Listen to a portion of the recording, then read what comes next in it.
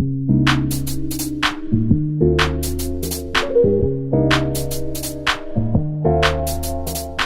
name is Nicole He. I'm an artist and a programmer. I also work as a creative technologist at Google Creative Lab.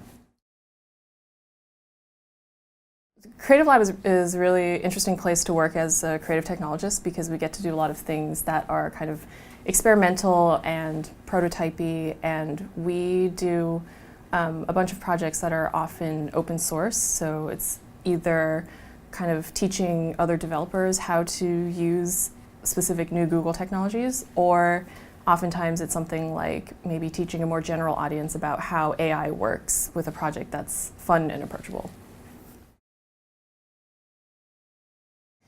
I would say that my most recent project, Enhanced.Computer, has been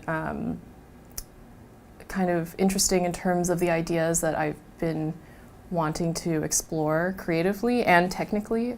So it's a project about using voice technology in this sort of like cyberpunk science fiction kind of realm. And it's been really interesting seeing people's reactions to it because it's a project that people have actually been able to play as well.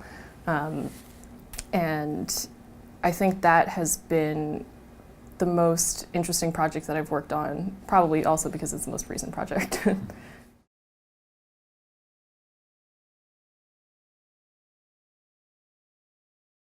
So I would say, I don't know if I can speak about to the world of designers as much, maybe more technologists or people or artists or something. But I would say that it's a really good time to be doing interesting creative work with AI, with machine learning, with voice technology, any kind of these emerging technologies, because there are more and more tools out there that make it easy to learn it on a technical level.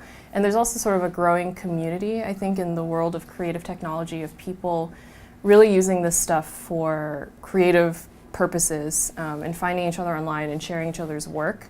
So I would say that it's something, if it's something people are interested in, there's a lot of like open source tools that are out there right now that are relatively easy to pick up, and there's also a lot of inspiration. But at the same time, it's a world that's sort of new, and that makes it interesting as well for anybody to kind of like dive in.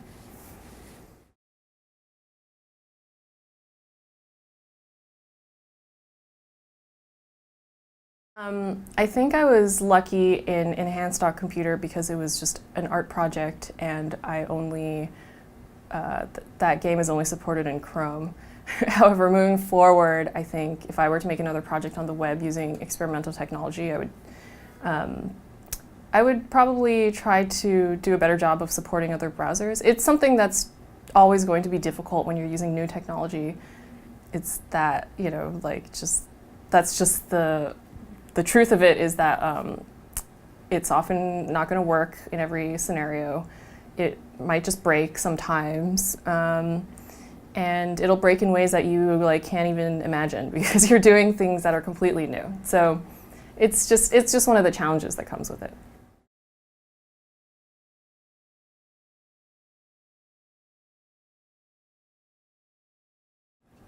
So I would say that machine learning, AI are both going to be a big part of the industry, all industries actually. But I think that hopefully people are also going to have a better understanding of what AI can do and what it can't do, also the things that are actually scary about it and the things that are not scary about it. There's lots of things related to ethics in AI that are also going to become a lot more important for us to talk about. But sort of on the flip side, I think that people will also have a better understanding of how artists can use AI, machine learning, voice technology, augmented reality, all that kind of stuff to do things that are genuinely creatively interesting. So I think that overall, AI is going to be really big in almost every single thing that we do. but I think we're going to also have a better, clearer distinction between the ways that we can use it as a tool and the ways in which it can be dangerous and maybe should be regulated. Or, I mean, in the end, it's just something that it's just another technological tool that's used by people, and you can do things that are good with it. You can also do things that are bad with it. And I think one of the things in the future is just that we will have a clearer understanding and hopefully more discussions about the ethics around all of that.